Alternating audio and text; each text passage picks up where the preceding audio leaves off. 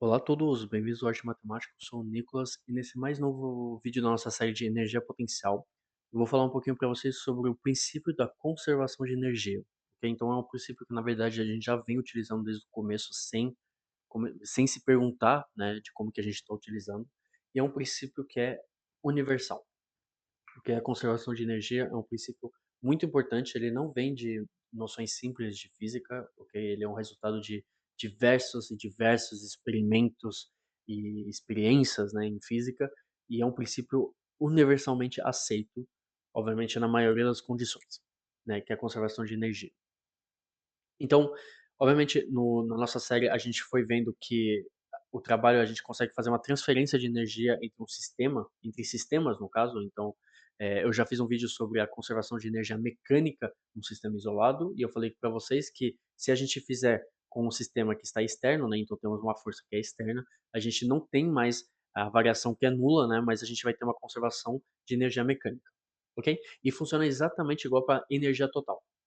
A única diferença com o vídeo de energia mecânica vai ser que, primeiro, a gente está trabalhando com forças externas, né, então a gente vai ver dois casos, e segundo, que a gente vai adicionar duas forças a mais, que é a variação de energia térmica, que eu expliquei no último vídeo, né, como ela é definida, e a variação de energia interna, que a gente ainda não definiu matematicamente o que ela é, mas vocês têm que entender que todo o corpo ele tem uma energia interna, né, talvez um calor próprio, talvez, né, é uma noção bem mais abstrata, mas vocês conseguem entender de onde que vem.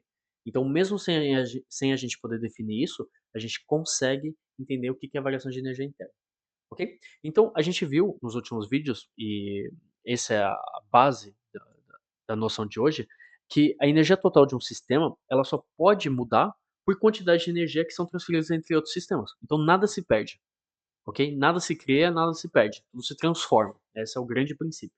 Então, a gente sabe que, então, delta E, ok? Então, vai ser a variação da nossa energia total, que é igual à soma das variações de tipos de energia, né, então vai ser a variação de energia mecânica, que a gente já viu, mais a variação de energia térmica, que também a gente já viu, mais a variação de energia interna, que a gente não viu, mas a gente entende por que que ela existe, tudo isso vai ser igual à quantidade de energia que é transferida. E uma energia que é transferida, né, então uma troca de energia entre sistemas é o que a gente chama de trabalho. Então isso daqui vai ser igual a um trabalho. Ok? Então, isso daqui eu expliquei mais oralmente, né, porque a gente já viu e foi o que a gente começou a construir, foi mal, né, a minha caneta deu louco, mas foi o que a gente começou a construir nos vídeos. Então é uma noção que vocês já começaram a entender que quando o sistema é isolado, a gente não tem uma transferência de trabalho entre sistemas, né, porque o sistema está isolado, então isso daqui é igual a zero. Se a gente está com vários sistemas, nada se cria, nada se cria, nada se destrói, tudo se transforma, então a gente só tem apenas a nossa variação de trabalho, né, no caso, perdão, não a variação de trabalho, o nosso trabalho simplesmente, ok? Então eu acabei até dando um spoiler, né, que se a gente fizer um caso isolado, né, então se a gente fizer um sistema isolado, que é o que normalmente a gente gosta de fazer em mecânica, a gente gosta de isolar o nosso sistema, porque aí fica muito mais simples os nossos cálculos, né, e depois a gente junta tudo, a gente vai ter essa variação que é nula, né, pelos mesmos princípios que eu sempre expliquei nessa série. Então a gente vai ter que ΔE vai ser igual a zero, ok? Então isso daqui implica que vamos ter a nossa soma, né, então ΔE mecânico mais energia térmica mais energia interna, delta E interno, vai ser igual a zero, beleza? Então, o que a gente pode escrever também, que pode nos ajudar nos exercícios, é que se a gente quiser a energia mecânica no ponto 2, então, por exemplo, a gente quer energia mecânica no ponto 2, que normalmente é o que a gente gosta de calcular, isso daqui vai ser igual a energia mecânica no ponto 1, menos a variação total de energia térmica, menos a variação total de energia interna. Ok? Então a gente não precisa se preocupar, a gente só precisa do começo e do final, né? E saber as variações para definir uma energia mecânica em um segundo ponto. Beleza? Então, esse daqui é um ponto muito, muito, muito importante, tá? A variação de energia no sistema isolado igual a zero. Isso daqui nos permite a fazer muita coisa e isso experimentalmente é irrefutável, tá? Então, é uma noção complicada, ainda mais que talvez vocês que acompanham o conteúdo matemático viram um vídeo do Veritasium, né, que fala sobre essa conservação de energia, que não é verdade. E de fato o vídeo dele está certo, eu convido vocês a assistirem se vocês sabem falar inglês, é um vídeo muito bom.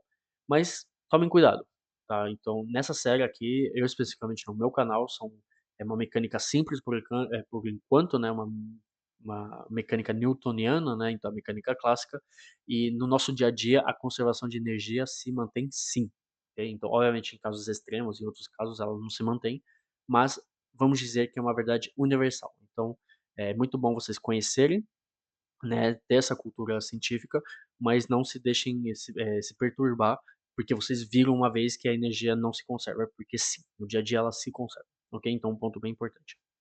Então vamos lá fazer um pequeno exercício para demonstrar qual que é o poder dessa conservação de energia, tá? E eu explicar mais uma vez o ponto que eu falei que a gente não precisa se preocupar com as energias e as forças intermediárias, a gente se preocupa só no final e no começo, ok? Então situação de um pequeno tobogã, né, com um bloco, e a diferença desse tobogã é que ele vai ser lançado com uma mola, né? Então temos um coeficiente elástico aqui K de 3,2 vezes 10 potência 3 newtons por metro, ok? A compressão inicial é de uma distância de 5 metros, então ela está comprimida inicialmente a 5 metros. Temos a massa total desse bloco de 200 quilogramas.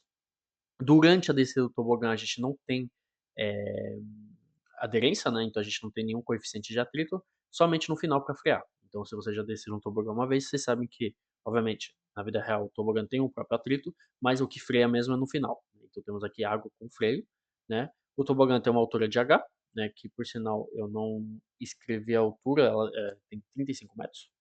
O tobogã é um tobogã alto, tá? 35 metros. E a gente quer achar a distância de frenagem, né? Então a gente quer ver quanto tempo demora para parar totalmente esse bloco. Então a gente quer achar a nossa distância e a gente vai usar, obviamente, a conservação da energia, beleza? Então vamos lá. Então a gente vai usar a conservação de energia. Eu vou supor que não possui energia interna, porque a gente ainda não viu isso. Então eu vou supor que não tem energia interna.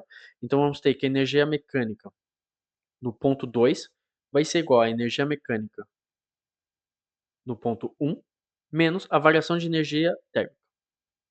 Ok? Então, por enquanto, eu escrevi o que eu já tinha explicado para vocês. Obviamente, o ponto 2 é o final e o ponto 1 é o início. E a gente vai usar essa noção aqui. Então, primeiro vamos calcular a energia mecânica no ponto 1. Então, vocês sabem que a energia mecânica no ponto 1 vai ser igual a, a energia cinética no ponto 1 mais a energia potencial em E1 mais a energia potencial G1. Né? Então, E1 seria o quê? Seria a energia potencial elástica, ok? E aqui seria a energia potencial de gravitação, né? Porque o ponto aqui ele é submetido ao próprio peso, né? A força elástica aqui. E por que, que a gente não tem coeficiente cinético, né? Desses dois, porque a gente não definiu dessa maneira, né? O coeficiente cinético vai ser 1 sobre 2 mv ao quadrado. Então a gente só tem as duas energias potenciais aqui. Então elástico 1, gravitacional 1 e a nossa energia cinética, ok? Então, obviamente, essa energia cinética vai ser nula, porque o objeto está parado no começo, tá? Então vai ser energia mecânica em 1 vai ser igual a zero, mais a energia potencial elástica a gente viu que é, bom, no início então está comprimido de uma distância de d, então vai ficar 1 sobre 2 vezes o coeficiente elástico vezes d ao quadrado, né? Mais a energia potencial de gravitação, então vai ficar mg e a nossa altura, né? Então a altura do tobogã é de h, então vai ser mgh. Beleza? Então aqui temos a nossa energia mecânica 1. Agora vamos fazer a energia mecânica 2, que é o final. Ok? Então a energia mecânica 2 vai ser o quê? Vai ser a variação cinética em 2, mais a energia potencial elástica em 2, mais a energia gravitacional em 2. Ok? Bom, a variação cinética em 2 vai ser zero, porque justamente a gente quer ver quanto tempo freou. Então isso daqui vai ser igual a zero, porque a velocidade final é zero. Não tem potencial elástico, então é zero. Não tem potencial gravitacional, porque a gente está colado no chão, então zero. Ok? Então a energia mecânica em 2 é zero. Então isso daqui é muito interessante, né? Só que agora, por enquanto, a gente não tem L. A gente quer L. E de onde que vai vir esse L? Vai vir da variação de energia térmica. A gente viu no último vídeo, ou no penúltimo vídeo, eu não tenho certeza, né, que a variação de energia térmica vai ser igual ao coeficiente de atrito cinético vezes uma distância, né? Então a gente sabe que a variação de energia cinética ETH vai ser igual a nosso F de K vezes uma distância que eu vou, no nosso caso, é L. Eu não consigo apagar, não sei porquê, então vai ser FKL, ok? O que, que seria esse FK aqui? Né? Você lembrem do vídeo de atrito, eu defini que a força de atrito é a força, o coeficiente de atrito vezes a força normal, ok? Então temos, ora, Fk vai ser igual a μk vezes Fn, beleza? Só que Fn igual a mg. Então, no nosso caso, Fn vai ser nulo. Quer dizer, não vai ser nulo, ele vai valer 1, né? Então, aqui temos 1. Então, Fk vale μk. Então, temos que delta ETH vai ser igual a μk vezes mg. No caso, eu falei 1, né? Perdão, é mg, né? Aqui. Porque é igual à força gravitacional. Então, vai ser μk vezes mg vezes L. Beleza? Então, temos o nosso delta ETH aqui. Ok, e agora a gente vai substituir tudo. A gente vai usar essa expressão aqui. Então, temos zero igual a essa soma aqui, menos esse valor aqui. Então, vamos ter 1 sobre 2 Kd ao quadrado mais mgh menos mi k mgl, que igual a zero. A gente quer L, então a gente tem que isolar L. Então, depois de isolar L, né, eu deixo vocês fazerem o cálculo, vocês vão ter isso daqui. Então, Kd ao quadrado sobre 2 mi k mg mais h sobre mi k.